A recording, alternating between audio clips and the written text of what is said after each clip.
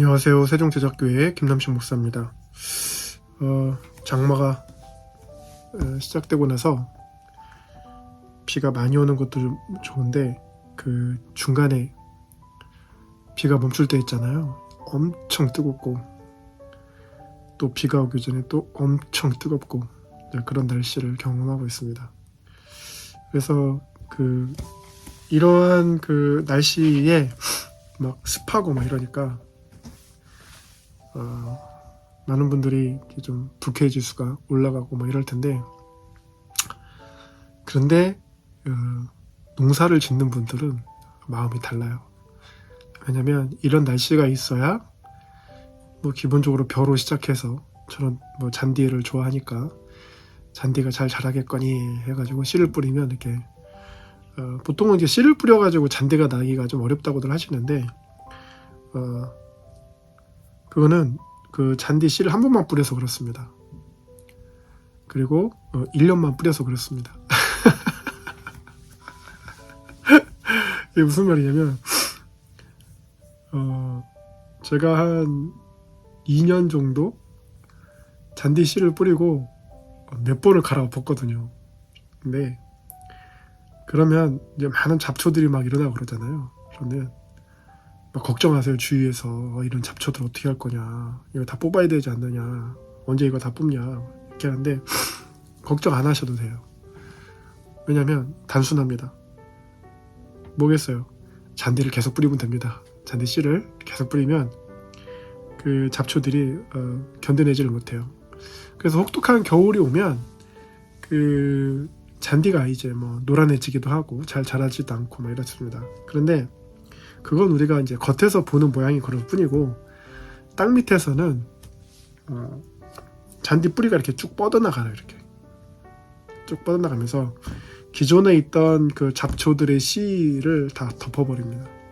그래가지고 그 다음에 보면은 그렇게 뭐 많이 없어요. 그래서 그 잔디의 켄터키 블루그라스 같은 경우는 최대의 적은 이제 민들레인데, 민들레는 씨를 엄청 뿌리는 애가 같이 씨를 뿌리지 않으면 이제 민들레한테 밀리는 거예요. 그러니까 계속해서 이제 씨를 뿌리는 것을 멈추지를 말아야 되겠죠. 오늘은 좀 특별히 그 말씀에 대해서라기보다는 여러분이 이제 알고 있는 그 이중직에 대해서 한번 얘기를 해보려고 합니다. 예전에는 이중직이었어요. 예전엔 이중직이고, 그러니까 예를 들면 이제 목회 일과 뭐 세상 일 이렇게 해가지고 이중직인데, 지금은 이제 다중직입니다. 여러 가지 일을 하는 거죠. 그래서 이거는 이제 단순히 뭐 목회자에게만 일어나는 일이 아니고 일반 가장들에게 일어나는 일인데, 이제 오늘날 말로 엔잡러라고 하는 거죠. 그래서 무슨 일이든 계속 하는 거죠. 실제로 이런 현상은 이제 2000년도 초반에 있었던 것 같아요. 그래서 저는 이제 MDB를 시작하면서 수중에 4만 원이 있었어요. 이런 스토리 이제 진부하잖아요. 난 돈이 없었는데 라면을 먹고 신학교를 다녔는데 뭐 하나님이 축복하셔서 뭐 했다 뭐 이런 거 뭐 이제. 근데 수중에 4만 원이 있어서 이제 신대원을 갔는데 돈이 없으니까 이제 알바를 해야 되는데, 무슨 알바를 했냐면 목욕탕 알바를 했어요. 목욕탕 청소 알바. 그 당시에 이제 청소를 하면 15,000원을 줍니다. 그 매일 하면 돈이 쌓이니까 뭐 일주일이면 뭐 계산해 보시면은 7, 그럼 7호 35, 105,000원이네요. 그러면 한 40만 원 정도 되겠죠. 근데 가장 이 목욕탕 청소 알바할 때 타이밍이 이제 어려운 게 뭐냐면 수요 예배하고 금요 예배, 꼭 그 파트 전도사에게 수요 예배 뭐 금요 예배 나와라 이렇게 얘기하더라고요. 그래서 수요 예배 갔다 오고 나면은 이제 청소가 좀 늦어지고, 그리고 이제 철야 예배 가려고 하면은 청소를 빨리 끝내야 되고, 그래서 이제 우리 새신사, 우리 사장님들한테 양해를 구해서 다녔죠. 이렇게 다니고 나면서 청년회가 이제 굉장히 뭐 5명 이 정도밖에 안 남았으니까 애들한테, 청년들은 뭘 많이 먹여야 돼요. 뭘 많이 먹여야 되니까 그 알바 해가지고 청년들 간식 사 먹이고 막 이랬어요. 그랬더니 교회에서 사례비가 뭐였냐면 35만 원이었어요. 그러면 이제 40만 원, 뭐 35만 원, 75만 원 이제 그거 가지고 생활도 하고 사역비도 하고 이제 그 학자금 대출 받는 것도 갚고 뭐 이런 거죠. 그러면서 바쁘게 막 살아가는 거죠. 그러니까 교회에다가는 이제 말을 안 한 거죠. 그런데 이제 한 번은 너무 그 학자금 그 등록금을 내고 싶어서 목사님한테 얘기를 했어요. 목사님한테 한 200만 원만 빌려주십시오. 가부를 해주십시오. 그랬더니 목사님이 안 된다고 하시더라고요. 기도 열심히 하라고 하시더라고요.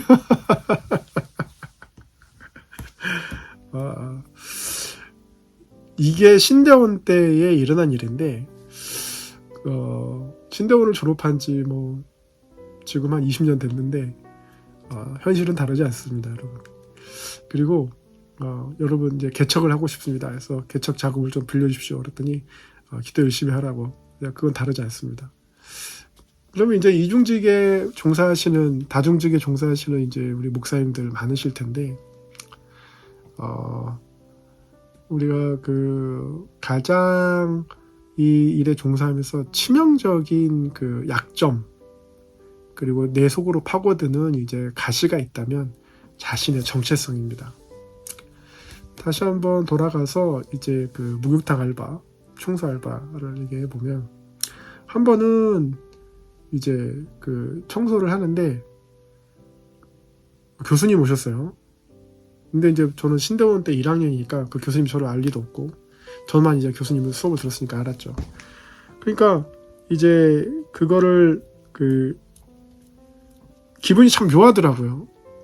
그러니까 경제적으로 보면 내가 저 사람에게 월급을 주기 위해 등록금을 내는데 그 등록금을 벌기 위해 나는 청소 알바를 하고 있는데 저분은 와서 따뜻하게 이제 또 목욕을 하고 있구나. 그러니까 이 사회적 계층이 이제 보이고 빈부격차가 이제 보이는 거죠. 그래도 뭐 주님의 부르심에 응하기 위해서 이렇게 했는데 그거는 괜찮았어요. 그런데 신대원 동기들이 왔어요. 목욕탕에 신대원 동기들이 왔는데 그때 이제 청소를 하려면 뭐 고무장갑 끼고 막 하지 않습니까?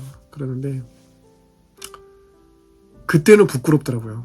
그때는 부끄러워요. 그래서 장갑을 벗고 마치 나도 그냥 거기에 목욕하러 온 것처럼 이제 신용을 낸 적이 있어요. 그때 이제 자존감이 좀 무너지는 거죠. 이러한 그 현상이 지금 이중직을 하거나 다중직을 하거나 그런데 사실은 이제 이중직이라고 하는 것은 뭔가 이중성이어서 우리가 또 이중국적이라고 하면 뭔가 이중성이어서 좀 부정적인 좀 의미가 있잖아요. 근데 2008년도 2007년도네요. 2007년도에 이제 그 에즈베리에서 그 교회 개척 관련한 이제 그 수업을 들었는데 바이보케이셔널 미니스트리라고 이제 명시가 돼 있어요. 바이보케이셔널 미니스트리라고 하는 것은 이제 두 가지를 하는 거죠. 그래서 저는 이제 이 한국어로 번역을 할 때 좀 신중하게 하는 게 부정적인 의미가 아니라 좀 긍정적인 의미라고 해서 겸직사역, 우리가 이제 겸임교수 이렇게 얘기하지 않습니까? 근데 이제 이중교수 뭐 이렇게 하진 않아요. 그래서 겸직사역, 바이보케이셔널 미니스트리라고 딱 명시가 되어 있습니다.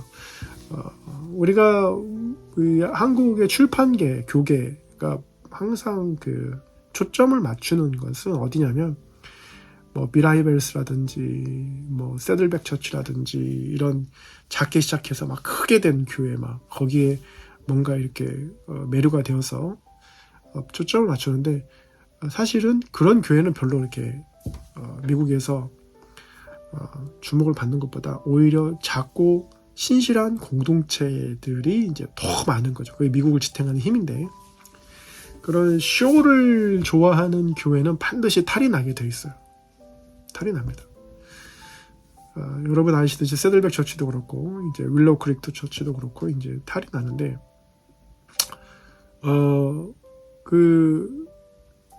이러한 그 겸직 사역에 대한 틀이 이미 잡혀져 있었다. 그런데 지금은 뭐 저는 이제 선결교단이지만 교단 총회에서 뭐 이중직을 해주네 마네 막 이래요. 그런데 현실은 어떻습니까? 직장 다니면서 목회하시는 분들 계시거든요. 사업하시면서 목회하시는 분들 계세요. 그러니까 현실을 부정하는 거죠. 그리고 신학과 어떤 교회 행정에 좀 앞서간다고 하는 미국을 본다고 하면은 이제 전혀 따라가지 못하는 이제 후진성을 보이는 거죠. 그러면서 이제 그것이 헌법에 총회 헌법에서 뭐 허락한다 이러면은 뭐 이중직 하시는 또는 겸직 사역 하시는 목사님들의 수입이 막 쫙 올라가거나 막 교회 부흥이 전혀 없어요. 아무런 상관없는 거예요. 그런데 이제 그 쉽게 말하면 우리가 탁상 공론 한다고 하는데 이제 그런 게 있습니다. 그럼 결국에 뭐냐? 이제 기득권의 그 문제인데 최근에 이제 빌리그레함 전도대 50주년 기념 뭐 이런 걸 하는데 아직도 그걸 하는 게 너무 충격적이고 그에 대한 역사적인 평가를 하지 못했기 때문에 아직도 한국 교인들이 50년 전에 있었던 일에 대해서 평가를 제대로 못했고 못 들었기 때문에 이제 그런 일을 하지 않나 싶습니다. 근데 더 안타까운 것은 이제 누군가의 자녀들의 그 무대가 돼서 그들을 이제 예전에 김장한 목사님이 빌리그레함 목사님 통역했을 때처럼 그렇게 뜨기를 바라는 마음으로 그런 이제 숨은 의도가 보이기 때문에 굉장히 안타깝다라는 겁니다. 그래서 여전히 한국 교인들을 이제 바보로 아는 게 아닌가라는 생각이 좀 들고 이러한 겸직 사역에 관해서 아까 정체성 얘기했는데 이제 미국도 마찬가지입니다. 그래서 우리가 이 목회를 작게 하시거나 또는 이제 경제적으로 어려워서 투잡, 쓰리잡 막 뛰면서 목회하시는 분들이나 이런 분들에게 항상 그 가시가 있다고 말했던 건 나는 하나님이 버린 건가? 나는 하나님이 축복하지 않은 건가? 나는 하나님이 내 목회로 부르지 않은 건가? 뭐 이런 이제 정체성의 혼란. 정체성의 혼란이 가중될 때는 언제냐면 이제 그 자녀들이 굶거나 또는 궁색하거나 뭐 굶지는 않겠죠 사실은. 궁색하거나 또는 이제 아내를 보기가 민망할 때가 이제 많잖아요. 그럼 내가 정말 이 길을 가야 되나 이런 생각을 하실 때가 있습니다. 근데 이제 여러분 그 초대교회 사도들을 보면 막 메가처치 해가지고 막 전용 비행기 타고 다니던 막 사도들 본 적 있으신가요? 없어요. 그럼 그 이후에 초대교회 성도들은 어떠냐 아시잖아요. 다들 순교와 박해와 고난 가운데서 신앙을 지켜나가는 그런 모습들이었어요. 그런데 왜 우리는 현대 목회에서 이러한 그 모습들을 부러워하거나 기득권이 못된 것에 대해서 아쉬워하거나 그래서 그 마음에 좀 힘 있는 목사님들을 만나면 아첨하고 좀 뭔가 이렇게 정치적인 거래를 한다거나 경제적인 거래를 해서 어떤 포지션을 얻기를 원하는 마음, 아버지의 힘이나 할아버지의 힘이나 뭐 이래서 사돈 팔절의 힘을 쓰더라든지. 그래서 저한테 그러더라고요. 친구가 오늘 교회 자리 났다고 내가 그 장로님 소개시켜줄까? 장로님 소개시켜주면 어때요? 뭐 같이 밥 한번 먹을 수는 있죠. 근데 이제 어떤 것을 요구하든지 받아들일 준비가 돼 있어야 하는 그리고 이제 그 포지션을 갖는다 하더라도 목회하면서 어떤 것도 이제 그 수용할 수 있는 자세를 갖춰야 그 포지션을 유지할 수 있는 거죠. 그래서 미국에서 한 가지 이제 재밌는 용어가 있는데 바로 성직주의, 뭐 클러리컬리즘이라고 합니다. 클러리컬리즘은 이제 우리가 위키피디아의 그 정의를 보면 a policy of maintaining or increasing the power of religious hierarchy라고 써 있습니다. 그래서 해석을 하면 종교적 계급 권력을 유지하거나 증강시키는 정책이라고 이렇게 얘기를 합니다. 그러니까 아까 뭐 이중직 허용안에 만에 이런 논의 자체가 총회에 대의원들이 모여서 우리는 이렇게 높은 곳에서 너희들 삶을 재단하겠다 이런 모습인 거죠. 그래서 허락이지 않요. 이거는 하나님 허락하시는지 안 허락하시는지 막 통성으로 기도하고 뭐 그런 게 아니고 그냥 자신들의 어떤 입장에서 이제 얘기를 하는 거죠. 그런데 이제 이런 성직주의의 이제 그 DNA가 꾸준히 로마 시대 때부터 이제 전해 내려오는 거죠. 꾸준히 전해 내려옵니다. 그래서 하나님이 막 성도님들은 그러시죠. 하나님이 막 기름 부으셔서 저렇게 큰 목사님이 있다고, 막 큰 목사가 되라고 막 이렇게 말씀하십니다. 그럼 반대로 뭐예요? 새끼 목사 있는 거예요. 그러니까 큰 목사, 새끼 목사 있는 거예요. 그래서 그런 이제 정체성의 혼란이 오고 자기 부르심에 대해서 의심하고 이제 고통스러워하는 우리 일하시는 목회자분들. 제가 이 페이퍼는 사실은 이제 그 2006년도에 2007년도에 이제 그 발제를 하면서 했던 건데, 지금 그 교회의 생과 소멸, 뭐 VRPM이라는 책을 쓰면서 다시금 이제 쓰고 있는 가운데 있어요. 왜냐면 이거 이제 뭐 세미나를 하도 동일한 세미나를 계속 여러 군데 요청해가지고, 그러니까 어느 목사님이, 동기 목사님이 그냥 책으로 써서 나눠주라고 그냥 그래가지고, 같은 말을 하기 힘드니까 나눠주라고 그랬어. 아예 그냥 해서 그러면서 쓰고 있는 건데, 자 보세요. 중요한 건 여러분 혼자가 아니라는 겁니다. You are not alone. 여러분 혼자가 아니라는 겁니다. 이제 그 미국에서 개척한 목사님들이 한 얘기인데, 많은 개척자들이 스스로 자립할 수 있는 시간이 부족합니다. 이는 압력밥솥에서 나오는 증기 마냥 엄청난 스트레스를 줍니다. 이렇게 써 있어요. 그래서 뉴욕에서 이제 개척하신 분이 이렇게 써놨어요. 그리고 다른 분의 얘기를 들어보면, 역시 이제 뉴욕인데, 이 지역에서 다른 개척자들과는 달리 현재는 후원을 받고 있지만 그 지원 기간은 3년에서 5년인데 자립하기엔 너무도 짧은 시간이죠. 역사적으로 그렇게 짧은 시간 안에 자립하는 것은 드문 일입니다. 뭐 동양인과 미국인의 차이, 뭐 한국인과 미국인의 차이 뭐 있죠, 당연히. 근데 미국인들은 굉장히 그 의사소통에서 직접적이라는 것이고, 한국인은 굉장히 간접적이라는 거죠. 우회하는데. 그리고 이 사람들이 이제 굉장히 이제 성실하게 살았다는 전제하에 보면 이런 얘기를 하는 거죠. 제가 이제 어느 교회에서 요청하지 않았는데 그 코로나 시기에 편지를 하나 받았어요. 10만 원씩 한 달에 이제 후원하겠다. 그래서 너무 감사한 일이죠. 저는 요청하지도 않았는데 알아서 이렇게 해주시니까 감사하죠. 그래서 하나님 은혜도 느끼고. 그런데 거기에 뭐라고 써있냐면, 더 감동적이었는 게, 다른 곳은 이제 얼마 동안 후원할지를 말하지 않아요. 그냥 담임 목사님 기분 나쁘면 그냥 바로 끊기는 거예요. 근데 거기에 명시가 돼 있어요. 5년 동안 하겠다고 해서 역시 교회가 크고 그러니까 뭔가 마인드가 좀 다르구나. 그런데 1년 지나니까 끊더라고요.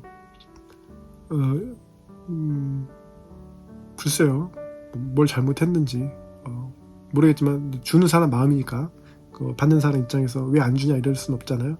그러니까 그런 겁니다. 이제 그런 상황에서 보면서 이 현실을 느끼는 거죠.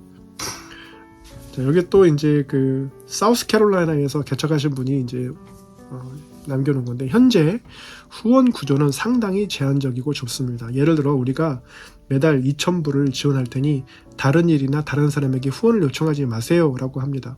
그렇게 규정을 정해놓은 사람들이 2년 동안 그 수입으로 살 수 있는지 한번 지켜봅시다. 이렇게 써놨어요.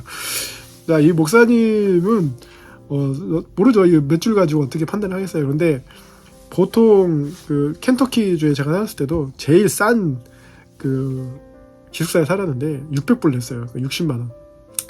그러면 이제 1,400불 가지고, 그때 당시에 이제 애가 셋이었으니까 5식구가 사는 거죠. 좀 불가능하죠. 그러니까 이제 이렇게 내놨고, 그러니까 개척하신 목사님뿐만 아니라 시골 목회자들, 제가 어제도 어느 한 장로님 만나서 얘기를 했는데, 알고 있는 어떤 목사님, 시골 목사님이 이제 목회하는데 어렵고 그러니까 공장 다니신다고 하더라고요.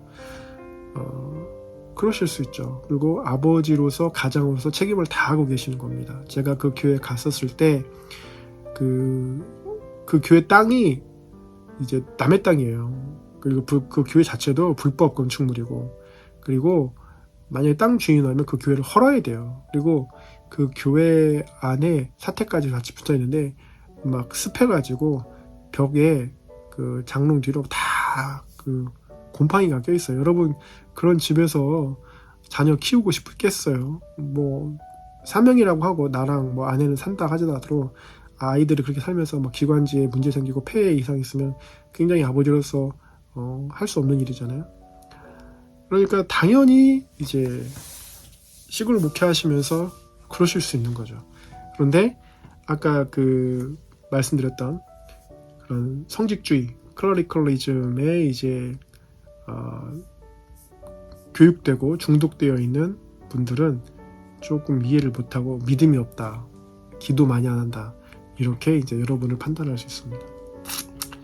어떤 사람들은 교회 개척이 최우선 과제라고 말합니다. 하지만 후원은 2년까지만 생각하죠. 다른 지역에선 통할지는 몰라도 대부분의 교회 개척들에겐 통하지 않을 듯 싶네요. Church planter from West Virginia 이렇게 써놨습니다. 굉장히 교회 개척은 그 숭고한 일입니다. 여러분의 삶을 다 갈아 넣어야 되는 거예요.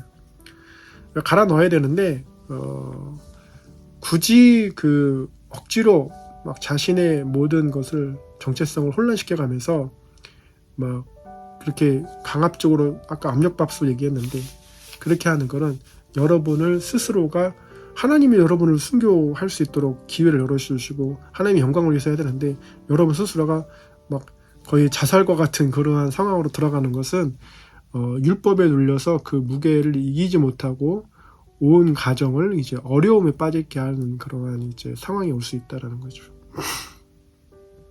그래서 우리 그 마태복음, 마가복음, 누가복음 이렇게 보면 나가서 복음을 전해야 된다라는 이제 굉장히 중요한 말씀을 하세요. 그런데 제일 늦게 쓰여진 요한복음을 보면 한번 찾아보세요. 지상 대명령 같은 말씀이 있는지. 마태, 마가, 뭐 누가는 있는데 없어요. 근데 요한은 제가 이제 그 박사 논문을 쓰면서 왜 요한은 이거 안 했지? 왜 이런 말 없지? 그런데 요한복음 14장에서 17장 쭉 보고 이렇게 하면은 뭐 내 양을 먹이라 라고 말씀하시는 부분을 그렇게 이해할 수도 있겠지만 그 전에 14장 17장을 쭉 보면 가장 강조하시는 게 포도나무 비유에서 가장 우리가 알 수 있는 것들은 뭐냐면 하나님과 하나됨입니다. 예수 그리스도를 통해서 하나님과의 하나됨. 그러니까 관계가 먼저지 어떤 타스크가 먼저라는 게 아니라는 거예요. 제가 네덜란드 외에서 이제 선교사 훈련 받을 때 거기에 대문짝만하게 써있어요. 채플에 complete the task 딱 써있어요. 임무를 완수하라. 이게 너무나 좋지 않습니까? 20, 30대가 보면 너무나 좋아요. 근데 40, 50대가 보면 힘이 팽겨요. 60, 70대가 보면 어떻겠어요? 다 주님 알아서 하시겠지 이렇게 나온다는 거예요. 그러니까 자기가 일할 수 있는 시기, 열정 있는 시기가 따로 있긴 한데 중요한 거는 요한이 봤을 때 하나님과 하나됨. 그래서 요한복음 17장 21절로 23절 보면 아버지가 내가 하나인 것 같이 저들도 아버지가 아버지와 하나가 되게 하옵소서 이거거든요. 그는 가장 중요한 건 우리가 어떤 종교적인 율법이나 의무 때문에 억눌려 가지고 막 우리 아이들이 막 힘들고 지치고 막 아내가 막 힘들고 지치고 그러는데 경제적으로 막 어렵고 그런데 거기에 막 매달려 가지고 교회 아무도 오지 않는 삼각교회나 시골교회나 뭐 이런 곳에서 멍 때리고 앉아 있는 거는 진짜 비현실적이라는 것이죠. 그래서 그 요한복음 8장 32절에서 뭐라고 말씀하시냐면 진리가 너희를 자유케 하리라. 그러니까 원치 않는데 스스로가 바리새인이 되고 서기관이 되는 거예요. 스스로가 가족들에게 율법을 막 강조하면서 우리는 개척을 했으니까 막 초점을 맞춰가지고 막 풀로 굶어 죽어도 그래야 하나님 바라보고 막 그래야 하나님 은혜 주고 이제 이러한 얘기를 합니다. 제가 아는 캘리포니아에서 하는 목사님 말씀 들어보면 제가 아는 개척교회 목사님보다는 제가 후원을 많이 받고 있어요. 하지만 문제는 그 기간이 길지 않다는 점이죠. 기간은 3년인데 그 이후 저희 교회가 저희 가족을 부양할 수는 없습니다. 이게 참 어려운데 차라리 다른 직업을 가지고서 제 가족을 부양하는 게 낫지 않을까 싶네요. 저도 개척을 이제 코로나 때 했기 때문에 3년 딱 됐습니다. 당연히 이제 이러한 그 현상은 동서양을 불문하고 나타납니다. 근데 그 중에 꾸준히 후원하시는 분이 계세요. 꾸준히 후원하시는 분이 계신데 제가 이제 이러한 개척을 하고 나서 가정의 경제도 책임을 져야 되고 막 그러는데 어떻게 해볼까 해가지고 뭐 학원도 한번 인가를 내보고 보험회사도 들어가 보고 막 이렇게 해봅니다. 그러니까 이제 주변에서 우려의 시선이 있는 거죠. 그런데 제가 이제 어제도 나눴지만 교수를 하는 게 어떻게 보면 이제 하나의 루트죠.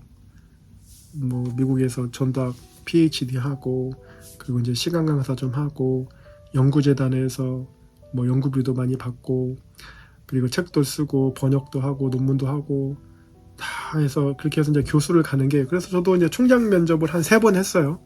보통 이제 총장 면접 하면은 거의 뭐 50%, 80% 정도의 확률이 있는데 아무래도 현실적인 이제 벽은 교계에 빽이 없다라는 거, 아버지가 총회장이 아니라는 거, 큰 교회 담임 목사가 아니라는 거, 뭐 그 대학이 이사가 아니라는 거, 뭐 이런 것들. 그러니까 없는 것도 실력이 없는 겁니다. 우리 정유라 씨의 말에 의하면 실력이 없는 거예요. 그 빽이 없는 것도. 그러니까 그냥 수긍하고 살아야 되는 거죠. 그러면 이제 교회 담임 목사 뭐 광고가 나와서 면접도 가보고 그러면 이미 정해져 있잖아요. 내정자가 있고 그러면 이제 들러리 쓰는 거고. 그러니까 이제 파이는 정해져 있는데 그거를 나누기에는 너무 많은 사람들이 있다. 그러니까 이제 그런데 중요한 거는 이제 하나님 보시기에 어떻게 보실지는 이제 모릅니다. 하나님께서는 이제 온전히 선하신 분이시기 때문에 오직 그분의 이제 판단만이 맞는 것이고 그 판단을 우리가 재단할 수는 없는 것이고. 그런데 여러분이 개척을 하셨거나 또는 시골 목회를 하시거나 그래서 그런데 이러한 그 프레셔 압력밥솥 같은 이 스트레스를 막 있으신데 극히 드문 사례지만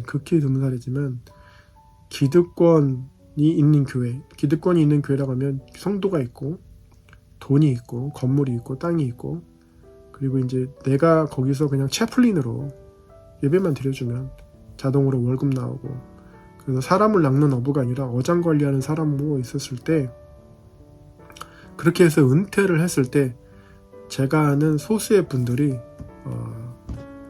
은퇴하고 나서 또는 사역 중에 좋지 않은 선택을 하시는 분들이 있었어요. 그분들에게 나타난 어떤 괴리라든지 왜 그런 선택을 할 수밖에 없었는지에 대한 논쟁을 뭐 여러 가지 할 수 있는데 그분만 아시겠죠. 그분만 아실 거예요. 그리고 그 모멸감이라든지 그래서 우리가 이 클러리컬리즘 성직주의에서 자기가 계급 위에 올라가서 있고 싶지만 인생 어떻습니까? 그것보다 더 높은 사람들이 더 있는 거예요. 더 높은 사람이 있고 더 힘이 있는 사람이 있고 내가 올라가서 누르고 싶었는데 자기를 더 누른 사람들이 더 많은 거예요. 그래서 그 계급을 유지하려면 어떻게 해요? 더 많은 에너지가 소모가 되는 거예요. 그래서 예수님께서 우리에게 말씀해 주신 게 뭐냐면 높고자 하느냐 낮은 데로 가라 이렇게 말씀하시잖아요. 그러니까 낮은 데로 바닥으로 뭐 지하실로 더 땅바닥으로 땅속 깊이 들어가면 오히려 예수님 말씀에 순종하는 모습들이 있고 오히려 더 섬기는 자세로 이제 나아갈 수 있는 그런 기회가 있는 것이죠. 마지막으로 하나 보면 이제 미시간에서 그 개척하신 분인데 제가 생각하기에 교회 개척자들에게 좀 더 나은 재정 후원이 필요하다고 생각합니다. 제가 아는 친구 목사는 뉴 잉글랜드에서 한 달에 120만 원 가지고 살아요. 전 뉴 잉글랜드에도 살아본 적은 없습니다. 근데 그쪽의 물가를 알 수도 없고 렌트비도 알 수 없고 유틸리티라고 하는 이제 전기세, 물세 뭐 이런 거 얼마 하는지 몰라요. 가족이 얼마인지도 모르죠. 하지만 딱 봐서 120이면 미국에서 조그마한 원룸 같은 곳에서 혼자 살기는 괜찮은 돈이에요. 자, 여기서 보면 개척자들이 또는 우리 시골 목회하시는 분들 다 돈 때문에 이제 힘들어하고 계시는 거예요. 그리고 돈 때문에 힘들어할 수는 있어요. 뭐 검소하게 또는 정말 무소유처럼 뭐 살 수도 있어요. 다 좋은데 돈보다도 가족보다도 더 힘든 거는 뭐냐면 그럼 나는 하나님이 부르지 않은 건가? 나는 하나님이 안 쓰는 건가? 내가 괜히 목회한다고 나선 건 아닌가? 내가 우리 가족의 민폐가 아닌가? 이제 이런 생각들을 많이 하시는 거죠. 여러분 일반인들은 왜 그렇게 예수님도 안 믿는데 열심히 회사 다니고 직장 다니고 자존심 깎여가면서 돈을 법니까? 저는 가끔 이제 은행 다니는 친구하고 식사를 하는데 그 친구하고 저하고 비교하면 뭐 초등학교 1학년 때부터 이제 친구였으니까. 근데 이제 저는 막 자유로워요. 하고 싶은 거 막 해요. 막 공부하고 싶으면 공부하고 목회하고 싶으면 목회하고 막 그러면서 그런데 사람들이 뭐 잘한다 하면서 막 후원도 해주고 막 기도도 해주고 막 그래요. 근데 그 친구는 꾸준히 대학 졸업하고 나서 은행을 다녔어요. 그래서 밥 먹으면서 제가 그러죠. 야, 너 땡땡이 좀 쳐. 뭐 이렇게 일을 열심히 해. 쉬엄쉬엄 해. 이렇게 얘기합니다. 그러면 이제 그 친구가 뭐런 얘기하면 야, 직장인이야. 직장인 다 그래. 직장이라고 이렇게 얘기합니다. 그러면 이제 거기서 이제 묵직한 삶의 무게를 느끼죠. 그러면서 이제 또 그 친구 말고 셋이 만나는 친구가 있어요. 셋이서 한 친구는 이제 아직 결혼 안 하고 혼자 사는데 그 친구는 저보다 더 자유로워요. 그래서 얘기해요. 야, 그냥 확 때려쳐. 괜찮아. 뭐 그렇게 얘기합니다. 그러면 이제 그 친구가 맞아가지고 은행 다니는 친구가 저렇게 철없는 소리 한다고 자녀들이 있고 가정이 있는데 다 힘들고 어려워도 그냥 군소리 없이 가정 때문에 그게 다니는 거라고. 그런 거예요. 그게 상식이에요. 그게 아버지들의 무게예요. 어머니들의 무게예요. 근데 가장 중요한 거는 막 힘들고 궁색하고 막 자녀들이 우리 돈 없으니까 돈 아껴야 된다고 하고 10,000원이라도 쓰려는 거 막 동생한테 그렇게 하지 말라고 하고 막 이런 얘기를 하면서 했는데 다 좋아요. 그런데 가장 안 좋은 건 뭐냐면 그 자녀가 아빠 나는 하나님이 누군지는 잘 모르겠는데 우리를 힘들게 하는 분 같아. 개척하라고 했는데 우리를 힘들게 하는 것 같아. 이렇게 하는 마음이 들 수 있다라는 것이죠. 그러면 아버지로서 목사로서 하나님에 대해서 나의 잘못된 선택으로 오해하게 하면 안 되는 거. 그래서 이제 여러분 선택이시죠. 여러분 선택이시고 감당해야 될 무게들이 있는데 우리가 목회를 한다거나 개척을 한다거나 뭐 시골 목회를 한다거나 하는 것은 우리가 세상 영광을 위해서 한 것은 아닙니다. 물론 우리 마음 저편 깊은 곳에 나도 뭐 몇만 명, 몇십만 명 되는 교회 목회하고 싶다. 하나님의 축복하시면 하나님이 또 인도하시면 그렇게 하실 수도 있죠. 하나님은 가능하신 분이니까. 그런데 지금은 여러분 스스로가 여러분을 깎아내리거나 주변에서 그렇게 얘기한다 하더라도 그리고 여러분 스스로의 정체성을 나는 목회자가 아니라 실패한 목회자다 뭐 이렇게 평가를 내리거나 그래서 자존심이 상해서 주변이나 가족에게 화풀이를 한다거나 그러실 필요는 없다라는 것이죠. 최선을 다해서 여러분의 자녀를 키우십시오. 잘 부양하시고 뭐 대리를 뛰시든 택배를 하시든 무슨 일을 하시든 간에 주님을 위해서 하시고 우리 목사님들은 또 11조 잘 생각하시잖아요. 모아서 교회 건축 헌금도 마련하시고, 그래서 개척을 저는 그렇게 생각을 했어요. 이거 길게 보자. 쭉 길게 보자. 그리고 이제 여러분 자녀가 있으면 자녀한테도 세뇌를 시키세요. 세뇌를 시키셔서 내 때는 이만큼 하나님 나라를 위해서 일을 했는데 니들이 이것을 이어받아서 열심히 했으면 좋겠다.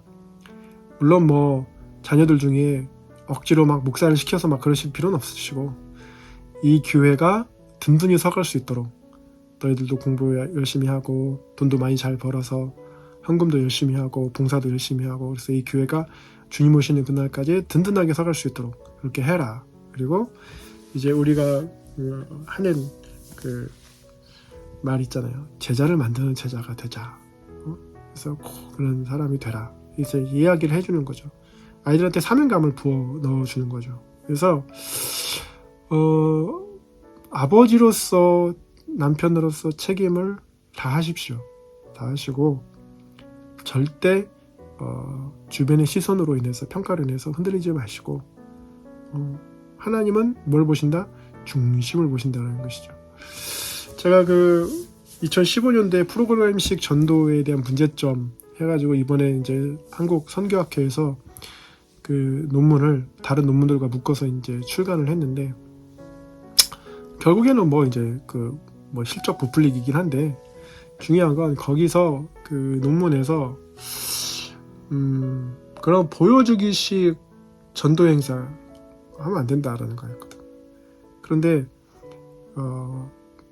그거는 이제 그 학자적인 입장이고, 현실적인 일반 성도들의 입장에서 보면 그런 보여주기식의 어떤 부풀린 행사나 이런 뻥튀기 목회가 굉장히 먹힌다라는 걸 이제 알게 됐습니다.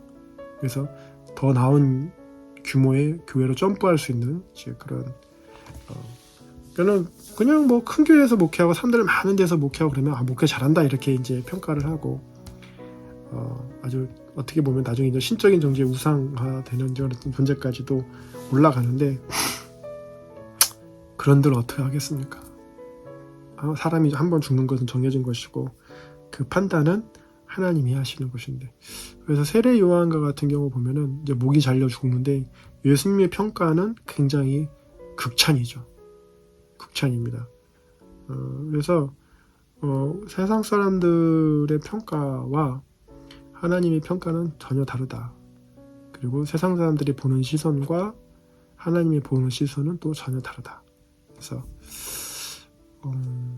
우리 회장님께서 여러분의 마음을 알고 계시니까 우리 목사님이자 사장님이신 많은 분들이 진리가 너희를 자유케 하리라 라는 말씀을 가지고 오늘 하루도 신나게 대박 나시고, 그리고 늘 결정하신 그 길을 꾸준히 지치지 않고 달려가시기를 예수님의 이름으로 축복합니다.